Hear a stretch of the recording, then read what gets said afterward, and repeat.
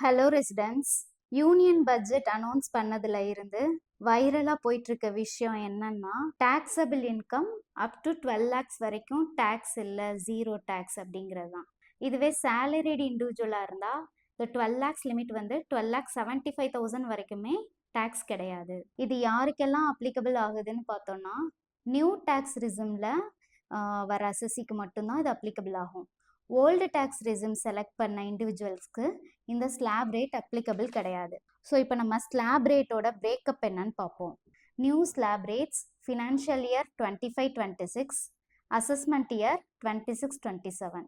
0 to 4 lakhs nil, 4 to 8 lakhs 5%, 8 to 12 lakhs 10%, 12 to 16 lakhs 15%, 16 to 20 lakhs 20%, 20 to 24 lakhs 25%, greater than 24 lakhs 30%. இந்த இடத்துல நமக்கு ஒரு question raise ஆகும். அது என்னன்னா, அப் டு 12 lakhs வரைக்கும் ஸ்லாப் ரேட்ஸ் வந்து 5%, 10%ன்னு இருக்கு. அப்புறம் எப்படி டாக்ஸ் இல்லைன்னு சொல்றாங்க? இதை வந்து நம்ம கொஞ்சம் டீட்டெயில்டா பார்ப்போம். இப்போ எக்ஸாம்பிளுக்கு ஒருத்தரோட இன்கம் வந்து 12 lakhsன்னு வச்சுக்கோங்க. அதுக்கு வந்து டாக்ஸ் என்ன வருதுன்னு பார்ப்போம். Up to 4 lakhs no tax, 4 to 8 lakhs 5%, அந்த 4 lakhsக்கு வந்து 5% 20,000 rupees வரும்.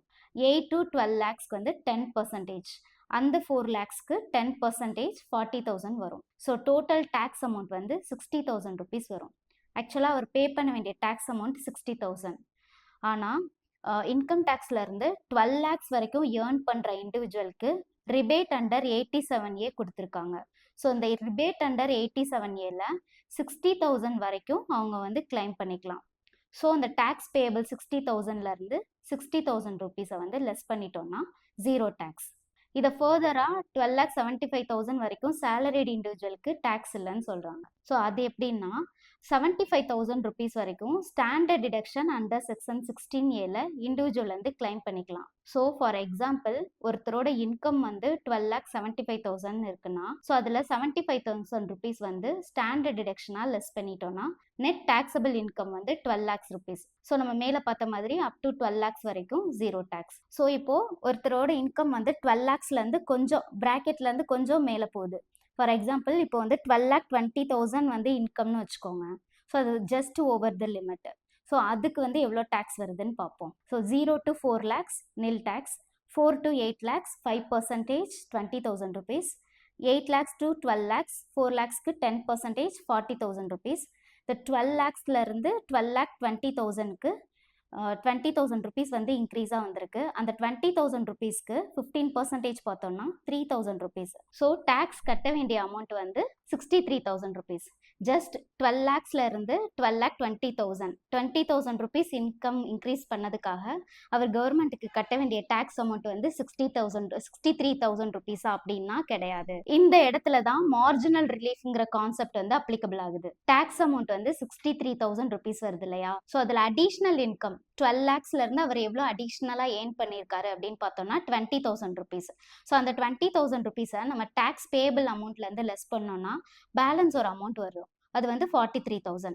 இந்த அமௌண்ட்டை வந்து அவர் வந்து மார்ஜினல் ரிலீஃபாக கிளைம் பண்ணியிருக்கலாம். ஸோ இப்போ ஃபைனலாக டேக்ஸ் எவ்வளோ வருதுன்னா 63,000 rupees வருது. ஸோ அதில் மார்ஜினல் ரிலீஃப் எவ்வளோ கால்குலேட் பண்ணியிருக்கோம்? 43,000. இந்த 63,000ல இருந்து 43,000 லெஸ் பண்ணோம்னா பேலன்ஸ் இருக்க 20,000 தான் அவர் பே பண்ண வேண்டிய டேக்ஸ் அமௌண்ட். ஸோ இப்போ இன்னொரு எக்ஸாம்பிள் பார்ப்போம். இப்போ ஒருத்தரோட இன்கம் வந்து 12,60,000 வச்சுக்கோங்க. 0 to 4 lakhs nil tax, 4 lakhs to 8 lakhs 5%, அது வந்து 20,000 rupees.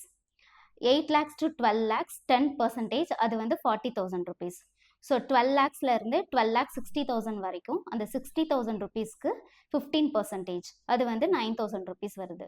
டோட்டலாக அவர் பே பண்ண வேண்டிய டேக்ஸ் அமௌண்ட் வந்து 69,000 rupees வருது. இப்போ 12,60,000 இன்கம்க்கு அவர் வந்து 69,000 கட்டணுமா அப்படின்னா கிடையாது. இந்த இடத்துலையும் அவருக்கு வந்து மார்ஜினல் ரிலீஃப் வந்து கிடைக்கும். ஸோ இப்போ டேக்ஸ் அமௌண்ட் 69,000 இருக்கு இல்லையா? ஸோ இதுல இருந்து அடிஷ்னல் இன்கம் 12 lakhsல இருந்து அவர் இன்கம் வந்து எவ்வளோ கூடியிருக்கு? 60,000 rupees கூடியிருக்கு. ஸோ அந்த 69,000 69,000ல இந்த 60,000 லெஸ் பண்ணோம்னா பேலன்ஸ் கிடைக்கிற அமௌண்ட் தான் அவருக்கு மார்ஜினல் ரிலீஃப். ஸோ இப்போ அவருக்கு இந்த 9,000 ருபீஸ் வந்து மார்ஜினல் ரிலீஃபாக கிடைக்கும். இந்த டேக்ஸ் அமௌண்ட் 69,000ல இந்த 9,000 ருபீஸை லெஸ் பண்ணிட்டு 60,000 ருபீஸ் மட்டும் அவர் வந்து பே பண்ணால் போதும். இந்த மார்ஜினல் ரிலீஃப் கால்குலேட் பண்ணுறதுக்கு எந்த ரெண்டு அமௌண்ட்டை கம்பேர் பண்ணணும்னா, இந்த 12 லேக்ஸ்ல இருந்து எவ்வளோ அமௌண்ட் கூட ஏர்ன் பண்ணியிருக்கோம், 12 லேக்ஸ் 20,000, 12 லேக்ஸ் 60,000, இது மாதிரி 12 லேக்ஸ்ல இருந்து பிராக்கெட்ல எவ்வளோ அமௌண்ட் வந்து இன்க்ரீஸ் ஆயிருக்கோ அந்த அமௌண்ட்டையும் டேக்ஸ் கால்குலேட் பண்ணா எவ்வளோ அமௌண்ட் வருது அது ரெண்டையும் கம்பேர் பண்ணிட்டு அது ரெண்டுக்குரிய டிஃபரன்ஸை வந்து நம்ம டேக்ஸ் பேபிள்ல இருந்து லெஸ் பண்ணிக்கணும். இதுதான் மார்ஜினல் ரிலீஃப். இந்த ஸ்பெஷல் ரேட்ஸ் எல்லாம் வந்து 1/4/2025ல இருந்து அப்ளிகபிள் ஆகுது. இந்த ரேட்ஸ் வந்து கேபிட்டல் கெயின் அந்த மாதிரி ஸ்பெசிஃபிக்காக இன்கம் டேக்ஸ்ல இருந்து ரேட்ஸ் கொடுத்துருப்பாங்க.